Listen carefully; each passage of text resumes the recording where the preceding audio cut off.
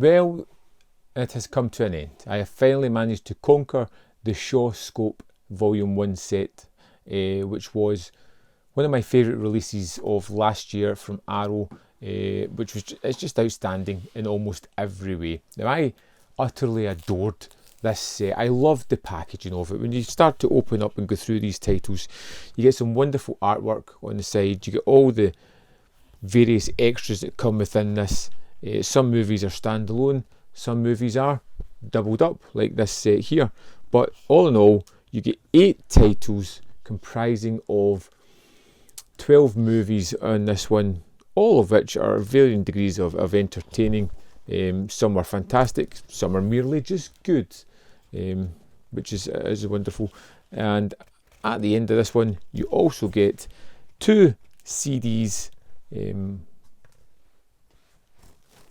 there and there of music from the movies. It's wonderfully packaged and just an exceptional set. Now, in addition to that, you also get this booklet inside it. And I really had a lot of fun reading through this because it's broken down into various things. So,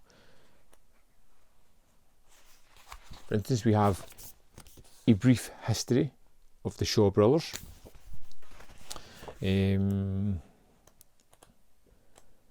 And also for each movie, you get a kind of breakdown. You get the cast, you get the synopsis, you get some fun facts, trivia, which I think was really great.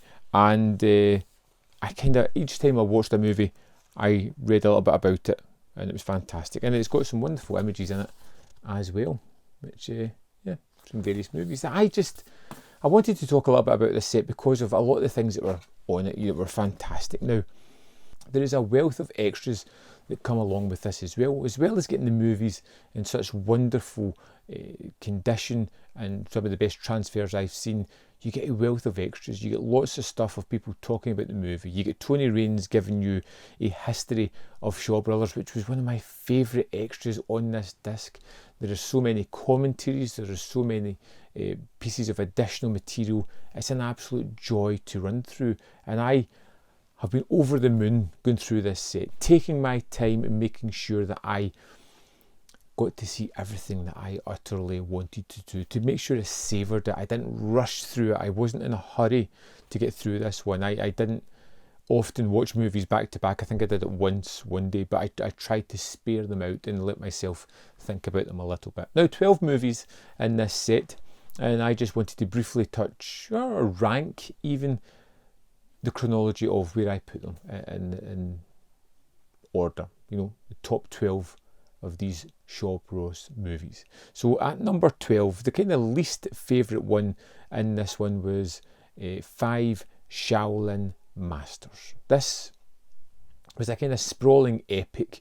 We get a couple of movies close together that deal with the Shaolin Temple and the destruction and the aftermath of it. And to be honest, this one just felt as if it was a little bit all over the place. Too many characters, not a strong narrative through the middle of it following one character. It kind of jumped all over, and it didn't hold my attention. It felt a little bit too serious, and it just never quite grasped me. And it was the only movie in this set that I could say that I probably wouldn't go back and check out again. I did enjoy it, just not my favourite of all the movies here. From now on, everything I would rewatch. Number 11 is Challenge of the Masters, which is a kind of origin story for Wong Fei-Hong. His father won't train him. He decides to find a master of his own, the person that trained his father, and he gets taken away and trained to get vengeance on somebody who died, somebody who looked after him, protected him. And it's really fun. You get all the kind of training sequences you would like, particularly one with a cup that's repeated several times. I kind of like this. He's trying to get used to his staff, ultimately becoming a better human being for it. It's not about conquering or destroying your enemy. It's about becoming enough of a man to know when you've already won. Don't have to go that extra mile and kill somebody type of thing. But again, really particularly a lot of fun, this one. Number 10 on my list was Shaolin Temple. Now, this would almost have been better if it came before Five Shaolin Masters rather than straight after it. And it's all about the Shaolin Temple, the fact that they're taking in people to train and we follow several people as they learn various skills, and it's just so enjoyable to see these people just I'm a big fan of montage movies, of people learning things and seeing that kind of put on film, which you do in a lot of these movies, but it feels elongated here as you see them trained in the most obscure of manners, taught to do repetitive tasks that give them muscle memory and the innate ability to do these spectacular things. The only thing is the ending, which you know is coming, which is ultimately very downbeat, which kind of robs the movie of that. I like happy endings. This one doesn't come with this movie, so that's probably why it's down there. Number 9 on my list is Mighty Peking Man. This kind of sticks out from the rest of the movies. Completely different, not really a kind of martial arts movie, more just a straight rip-off of King Kong. So enjoyable. If you love miniatures, man in a suit, Evelyn Craft, everything is here that you could possibly want. I can't say much more than that. Number 8 on my list is the Five Venoms. I really like this one. It was because it felt like a bit of a mystery. It did have martial arts people. I had 5 Venoms masters who were trained in various forms, and we see a 6th trainee who is tasked with finding out if these people are using their abilities for good or bad, and if not, try and figure out a way to stop them. He is a capable fighter, but on his own is no match for any of the others, so he's kind of hoping that one of them will be a good guy and help stop the others. It's a kind of mystery as to who each of these people are, because they wear these masks, and I like that aspect of it. And some, as usual, awesome fight sequences.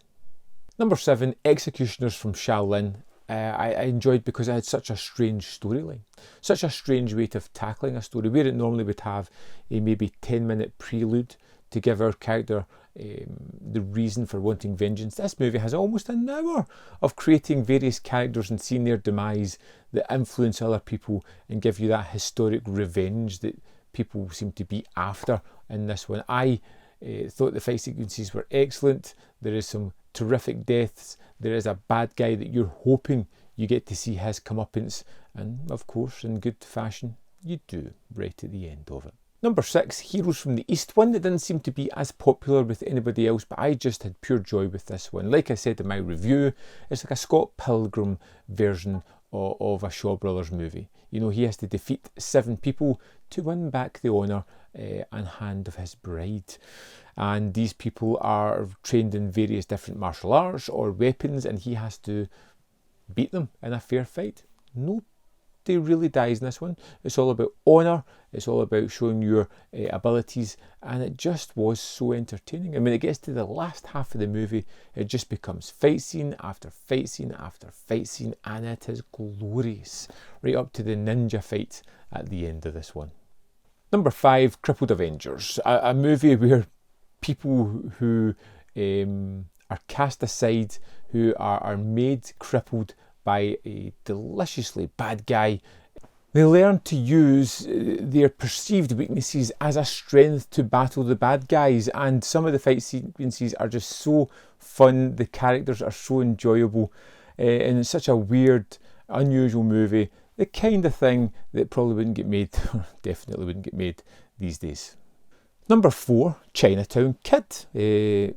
A modern kind of movie, well, at the time it was made, of a young man who has to flee China, go to San Francisco, and ultimately kind of falls in with a criminal gang. He has good intentions, but he likes the easy life, and even discarding some friends and maybe causing them some bother. But the fight sequences, again, are just so wonderfully put together, because it's got different locales, and it's got a fantastic lead in Alexander Feng Shu, and I always get that name wrong, so apologies if I did, but this was a real kind of strong point for me, a movie that could have done with a little bit of trimming, but I kind of liked the way it was.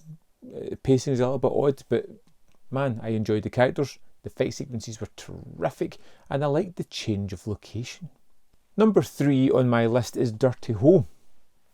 The last movie in the set, one that gave me mystery, gave me wonderful fight sequences, gave me different fight sequences than the kind of things I had seen before, because you have this main character whom is putting forward a persona of sorts, while at the same time has these insane abilities and has these fight sequences during meetings where the two people are trying to kill each other but are still cordial and being under the guise of continuing their meeting rather than just all out fighting.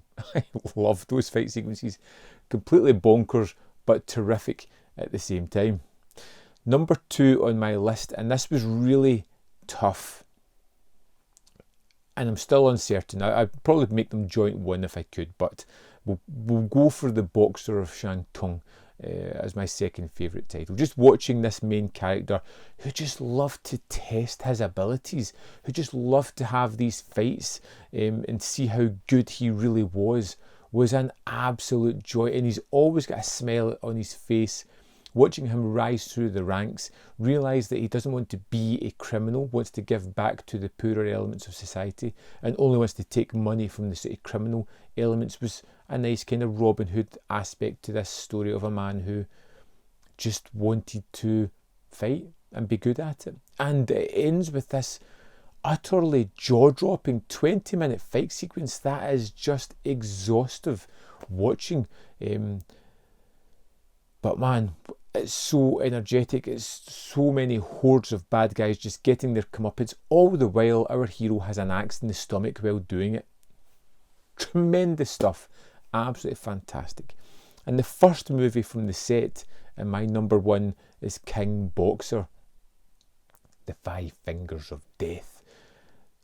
Wonderful production. Wonderful setup and stages and the way it looked. Terrific characters. Great story. It covered all the tropes but elevated them at the same time.